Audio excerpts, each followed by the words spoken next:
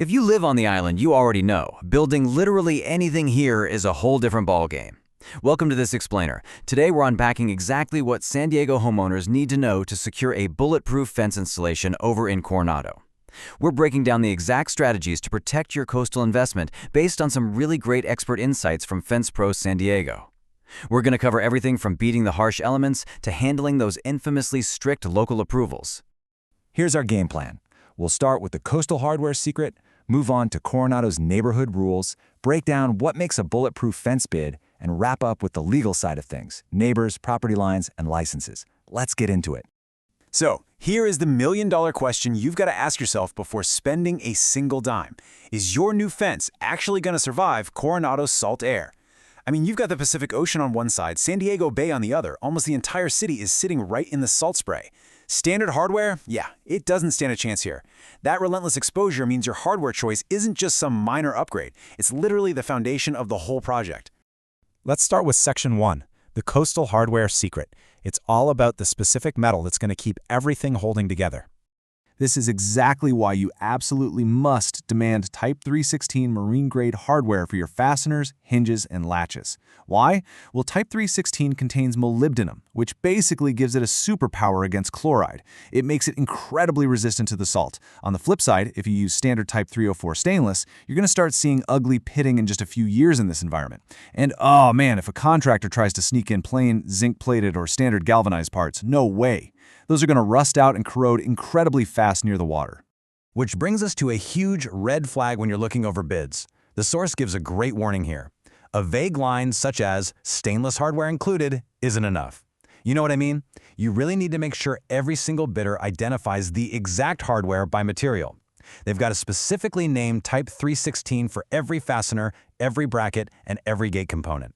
Honestly, if it's not explicitly written down in the contract, you're just not guaranteed to get it. Period. But hey, it's not just about the new shiny materials, right?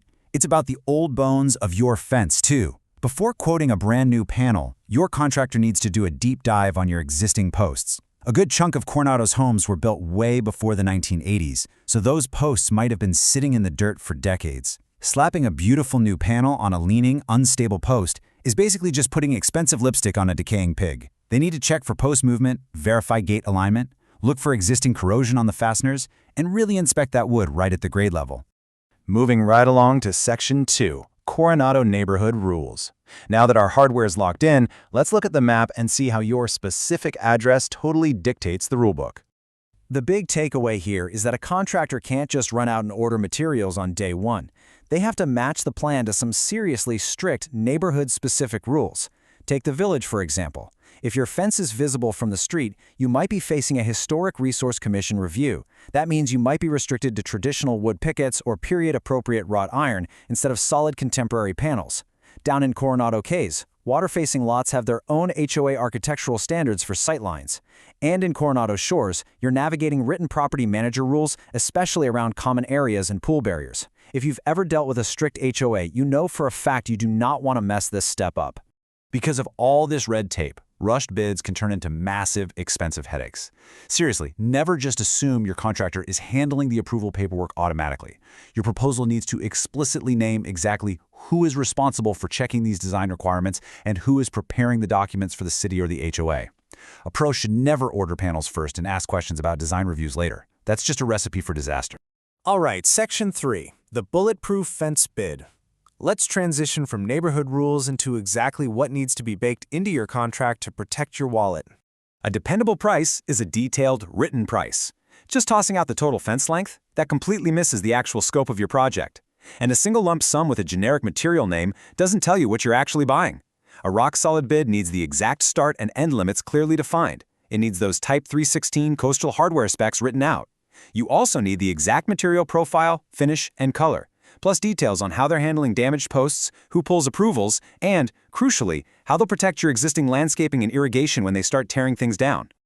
Oh, and you definitely need to nail down the change order process for hidden damages.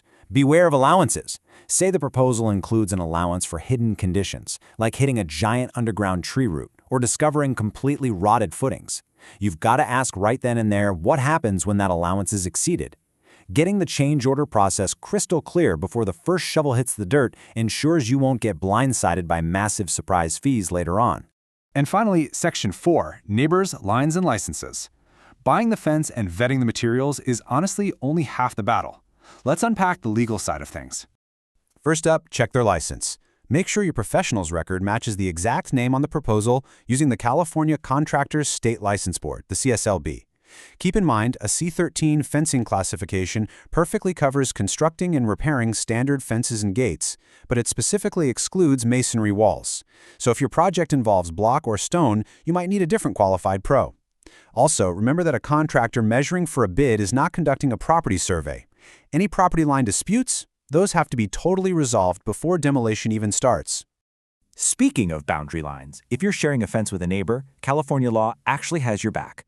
Under California Civil Code Section 841, there's a general presumption that adjoining landowners share equal responsibility for the reasonable costs of a dividing fence. That is, unless you both agree to something else in writing. But, and this is a big but, to actually utilize this shared responsibility for boundary work, you have to follow a very specific communication protocol. To activate that shared cost, you absolutely must serve the affected neighbors with a 30-day written notice. And pro tip? Keep neighbor negotiations completely separate from your contractor's job. Handle this part directly yourself. The notice has to include 4 exact elements. You state the problem, provide your proposed solution, detail the estimated costs and how they'll be shared, and finally outline the project timeline. Once and only once you've got this handled, you can give your chosen fence professional clear, written instructions to proceed. So when it's all said and done, it comes down to this. Is your chosen contractor actually ready for Coronado? Insisting on Type 316 hardware, demanding an airtight, detailed bid, and confirming those strict neighborhood rules up front is really the only way to protect your coastal property. So ask yourself before signing on that dotted line, are you building a coastal defense that's going to outlast your mortgage, or are you just buying future firewood for the beach?